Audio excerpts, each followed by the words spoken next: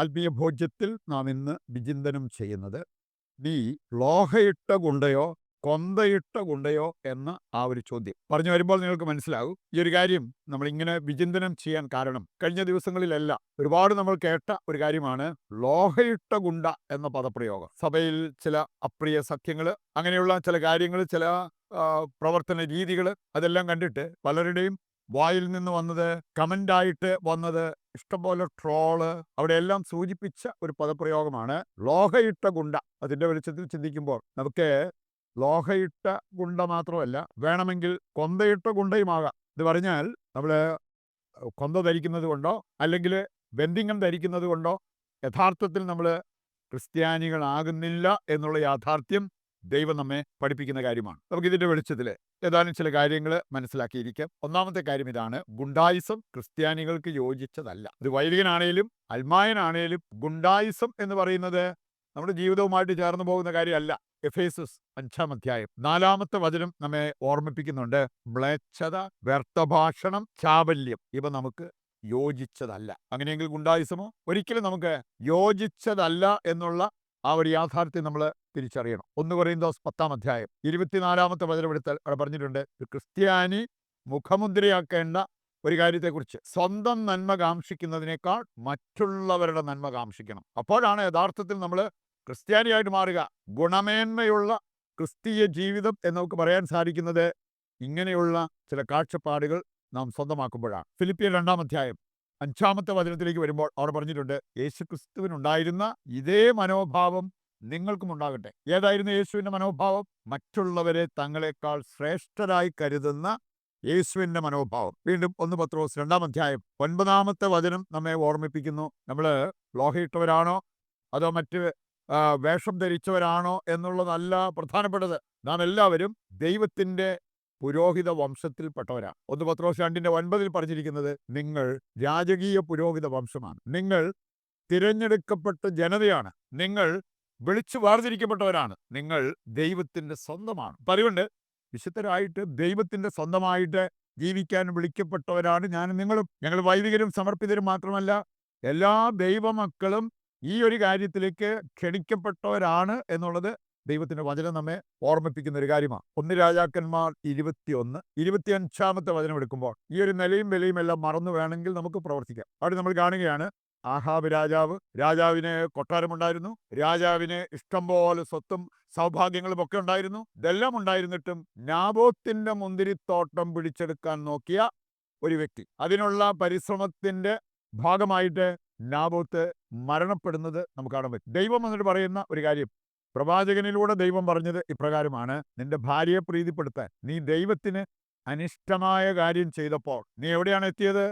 നീ നിന്നെ തന്നെ വിറ്റവനെ പോലെയാണ്. വളരെ പരിതാപകരമായ ഒരു അവസ്ഥയിൽ നീ എത്തി നിൽക്കുന്നു എന്നുള്ളത് പ്രവാചകനിലൂടെ ദൈവം പറഞ്ഞൊരു കാര്യമാണ്. അങ്ങനെ ചിന്തിച്ചാൽ നമ്മളൊക്കെ ഇന്ന് എത്രയോ പ്രാവശ്യം മറ്റുള്ളവരെ പ്രീതിപ്പെടുത്താൻ വേണ്ടി ദൈവത്തിന് അപ്രിയമായ, ദൈവത്തിന് സ്വീകാര്യമല്ലാത്ത കാര്യങ്ങൾ ചെയ്യുന്നു. അതിലൂടെ നമുക്ക് സംഭവിക്കുന്നത് എന്താണെന്ന് വചനം കൃത്യമായിട്ട് നമ്മളെ പഠിപ്പിക്കുകയാണ്. നീ നിന്നെ തന്നെ വിറ്റവനെ പോലെയായി. ഈ ഒരു അവസ്ഥയിലേക്ക് വഴുതി വീഴാൻ നമ്മളെ അനുവദിക്കരുത് എന്നുള്ളത് കർത്താവിൻ്റെ വചനം നമ്മെ ഓർമ്മിപ്പിക്കുന്ന ഒരു കാര്യമാണ്. പുരോഹിതനെ കുറിച്ച് വചനം പറയുന്നൊരു കാര്യവും വിശുദ്ധര് പഠിപ്പിക്കുന്ന ഒരു കാര്യവും, നീ ദൈവത്തിൻ്റെ സ്വന്തമാണ്. ദൈവത്തിൻ്റെ സ്വന്തമായതുകൊണ്ട് നിന്റെ ഷെയർ എന്ന് പറയുന്നത് ദൈവമാണ്. അതുകൊണ്ട് തന്നെ നിന്റെ ജീവിതം വളരെ ശ്രദ്ധിക്കണം. നിന്റെ ഹൃദയവും നിന്റെ കരങ്ങളും പാപപങ്കിലമാകരുത് എന്നുള്ളത് കർത്താവിൻ്റെ വചനം നമ്മെ പഠിപ്പിക്കുന്നുണ്ട്.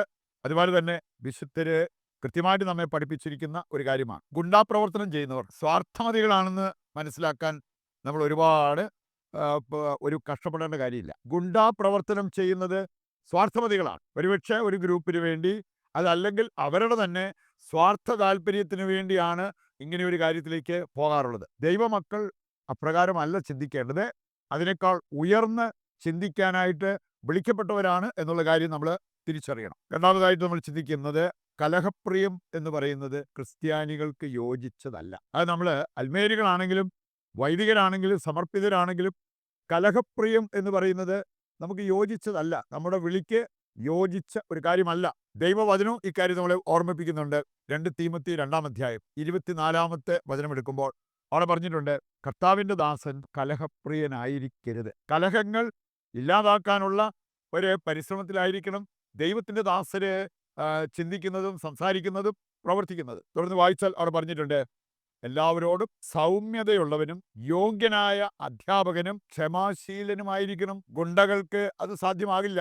സുഭാഷിതങ്ങൾ 10-12 വചനം കൂടി എടുത്താൽ അവിടെ പറയുന്നുണ്ട്, വിദ്വേഷം കലഹം ഇളക്കി വിടുന്നു, സ്നേഹമോ എല്ലാ അപരാധങ്ങളും പൊറുക്കുന്നു. നമ്മെ നയിക്കേണ്ടതും ഭരിക്കേണ്ടതും വിദ്വേഷമല്ല, സ്നേഹമാണ് എന്ന കാര്യം ദൈവവചനം നമ്മെ ഓർമ്മിപ്പിക്കുക. അവസാനമായിട്ട് നമ്മൾ ചിന്തിക്കുന്നത്, കൊന്തയിട്ടാൽ അതിൻ്റെ പേരിൽ നമ്മൾ ഭക്തരാകില്ല എന്ന യാഥാർത്ഥ്യമാണ്. നമുക്ക് അങ്ങനെ ചില കാര്യങ്ങൾ, ചില ഭക്താഭ്യാസങ്ങൾ ചെയ്യുന്നത് കൊണ്ട് നമ്മൾ കറതീർന്ന ക്രിസ്ത്യാനികൾ ആകില്ല എന്നുള്ളത് വചനം നമ്മെ പഠിപ്പിക്കുന്നുണ്ട്. സങ്കീർത്തനം 119 113 വചനം പറയുന്നത്, കാപട്യം കർത്താവ് വെറുക്കുന്ന ഒരു കാര്യമാണ്. വേണമെങ്കിൽ കൊന്തയിട്ടോ അല്ലെങ്കിൽ ലോഹയിട്ടോ ഒക്കെ നമുക്ക് ഗുണ്ടകളെ പോലെ ജീവിക്കാം. അത് കപടതയാണ് എന്നുള്ളത് നാം തിരിച്ചറിയണം. 1 സാമുവേൽ 16:7 വായിക്കുമ്പോൾ അവർ പറഞ്ഞിരിക്കുന്നത്, ദൈവം ഹൃദയം പരിശോധിക്കുന്നവനാണ്. മനുഷ്യർ ബാഹ്യഭാവം കണ്ട് വിധിച്ചാലും ദൈവം അങ്ങനെയല്ല, ദൈവം ഹൃദയം പരിശോധിക്കുന്നവനാണ്. നമ്മൾ യഥാർത്ഥ ക്രിസ്ത്യാനികളാകാൻ 2-3 കാര്യങ്ങൾ വളരെ പ്രധാനപ്പെട്ടതാണ്. ഒന്ന്, ക്രിസ്തുവിൻ്റെ അതേ ആത്മാവ് നമ്മുടെ ഉള്ളിൽ ഉണ്ടാകണം. റോമ 8:9 വായിക്കുമ്പോൾ അവർ പറഞ്ഞിരിക്കുന്നതാ. രണ്ടാമത്തേത്, ക്രിസ്തുവിൻ്റെ അതേ വ്യക്തിത്വം നമ്മൾ ഉൾക്കൊള്ളണം. ക്രിസ്തുവിൻ്റെ വ്യക്തിത്വം രൂപപ്പെട്ടത് നിരന്തരമായ പ്രാർത്ഥനയിലൂടെയാണ്. അതുകൊണ്ട് നിരന്തരം പ്രാർത്ഥിക്കാൻ നമ്മൾ തയ്യാറാകണം. അവസാനത്തേത്, ക്രിസ്തുവിൻ്റെ അതേ മനോഭാവം, മറ്റുള്ളവരെ തങ്ങളെക്കാൾ ശ്രേഷ്ഠരായി കരുതുന്ന മനോഭാവം. ഈ കാര്യങ്ങൾ നമ്മുടെ ജീവിതത്തിലേക്ക് കടന്നു വന്നാൽ നമ്മൾ യഥാർത്ഥ ക്രിസ്ത്യാനികളായി മാറും. അതിനുവേണ്ട കൃപയ്ക്കായി ദൈവത്തോട് നമുക്ക് പ്രത്യേകമായിട്ട് പ്രാർത്ഥിക്കാം. ദൈവത്തെ മറന്ന് ഏതെങ്കിലുമൊക്കെ വിധത്തിലുള്ള ഗുണ്ടാപ്രവർത്തനങ്ങളിൽ ഏർപ്പെടുന്ന അവരുടെ മാനസാന്തരത്തിന് വേണ്ടി ദൈവത്തോട് നമുക്ക് ഈ പ്രതിഷ്ഠാ ജപത്തിൽ പ്രത്യേകം പ്രാർത്ഥിക്കാം. സർവ്വ നന്മകളുടെയും ഉടയവനും ഉറവിടവുമായ ദൈവമേ, അങ്ങയുടെ വചനം ധ്യാനിച്ച ഞങ്ങളെ വചനം ജീവിക്കുന്നവരും ആ വചനം പ്രചരിപ്പിക്കുന്നവരുമാക്കണമേ. വചനം ആദരിക്കുന്നവർക്ക് ഉത്കർഷം ലഭിക്കുമെന്ന് വാഗ്ദാനം ചെയ്ത ദൈവമേ, ഞങ്ങൾക്ക് ആവശ്യമായ സന്തോഷവും അഭിവൃദ്ധിയും ഞങ്ങളുടെ മേൽ ചൊരിയണമേ. ഞങ്ങളുടെ ഉദ്ദിഷ്ട കാര്യങ്ങൾ സാധിച്ചു തരണമേ. അങ്ങയെ സ്നേഹിക്കാനും പരസ്പരം സ്നേഹിക്കാനും ജീവിത വിശുദ്ധി കാത്തു സൂക്ഷിക്കാനും ഞങ്ങളെ സഹായിക്കണമേ. ആമേൻ. നമ്മുടെ പ്രത്യേക ആവശ്യങ്ങളും പ്രാർത്ഥനാ നിയോഗവും ഈ അൾത്താരയിൽ സമർപ്പിച്ചുകൊണ്ട് താഴ്ന്ന സ്ഥലത്ത് കർത്താവിനെ സ്തുതിച്ച് ദിവ്യകാരുണ്യത്തിന്റെ ആശീർവാദവും നമുക്ക് സ്വീകരിക്കാം. യേശുവേ നന്ദി. Hallelujah, hallelujah, hallelujah, hallelujah.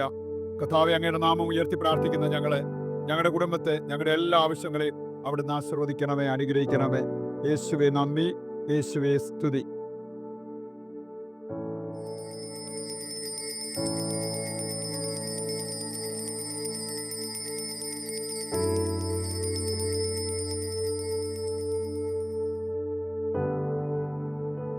പരിശുദ്ധ പരമ ദിവ്യകാരുണ്യത്തിന് എന്നേരവും ആരാധനയും സ്തുതിയും പുകഴ്ചയും ഉണ്ടായിരിക്കട്ടെ. ദൈവം അനുവദിക്കുന്നെങ്കിൽ മറ്റൊരു എപ്പിസോഡുമായി നാളെ വീണ്ടും നമ്മൾ ഒന്നിക്കും. ദൈവം നിങ്ങളെ സമൃദ്ധമായി അനുഗ്രഹിക്കട്ടെ.